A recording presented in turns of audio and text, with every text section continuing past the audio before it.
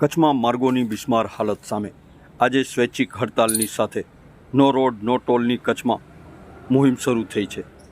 વાર્ષિક 2000થી વધુની ટોલની આવક આપતા ટ્રાન્સપોર્ટર ઉદ્યોગકારોએ હડતાલ શરૂ કરી છે। કચ્છના કોઈ ગામની શહેરી હોય કે રાષ્ટ્રીય ધોરીમાર્ગ ખાડાઓમાં રસ્તા છે કે રસ્તામાં ખાડા એવી વિકટ સ્થિતિ સર્જાઈ છે, જેને પગલે શૌર્ય લડત શરૂ કરાઈ છે। કચ્છભરના વિવિધ ટ્રાન્સપોર્ટ એસોસિએશનો એક સાથે મળીને સામખિયાળી ટોલ નાકા પર હડતાલની શરૂઆત થઈ ગઈ છે।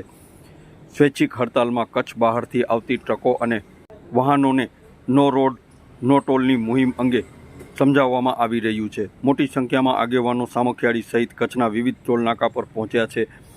નો રોડ નો ટોલના નારા સાથે લડત તેજ બનાવાઈ રહી છે। કચ્છ જિલ્લાના 7 ટોલ નાકા મારફતે દર વર્ષે આશરે 2000 કરોડની વસૂલાત થાય છે। તેમ છતાં રસ્તાઓની સ્થિતિ અત્યંત દયનીય છે। આ હડતાલનો સીધો પ્રભાવ પોર્ટ, પરિવહન, આયાત નિકાસ ઉદ્યોગો અને વેપાર પર પડ્યો છે। જેમ હડતાલના દિવસોમાં વધારો થશે તે સાથે હાલાત વધુ કઠિન બનશે। આ વચ્ચે જવાબદારો કેવા પગલાં ભરે છે તેના પર સૌની મીટ મંડાઈ છે। આ અંગે ભગીરથસિંહ જાડેજા કન્વીનરે મીડિયા સમક્ષ વાત કરી હતી।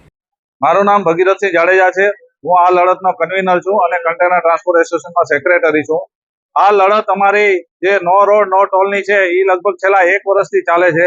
નેશનલ હાઈવેને અમે વારંવાર રજૂઆતો કરવા છતાં ગાંધીધામ કોમર્સની સાથે રાખીને પણ અમે આ લડત લડ્યા હતા। ગયા વર્ષે 1 દિવસનો બોખા ટોલ બંધ કરાવ્યો હતો, છતાં પણ આ લોકોને કાંઈ કહે છે ને કે ભેંસ ઉપર પાણી નાખીએ એ પાણી એક ટીપું પણ રહે નહીં, એવી રીતે આ નેશનલ હાઈવેના અધિકારીઓના આટલી વખત રજૂઆતો કરવા છતાં એ લોકોને કાંઈ મગજમાં વાત બેસી નહીં। ચોમાસા પહેલા પણ અમે અહીંયાના જે પીડી છે એને પણ સાથે રાખી અને આખા ટોટલ કચ્છના તૂટેલા રસ્તાઓનું અમે ડ્રોનથી સર્વે કરાવીને સીડીઓ આપી, વિડીયો આપ્યા, સાથે લઈને ફર્યા કે તમે કમસે કમ જ્યાં વધારે રસ્તાઓ ખરાબ છે એટલું પેચવર્ક કરાવી આપો।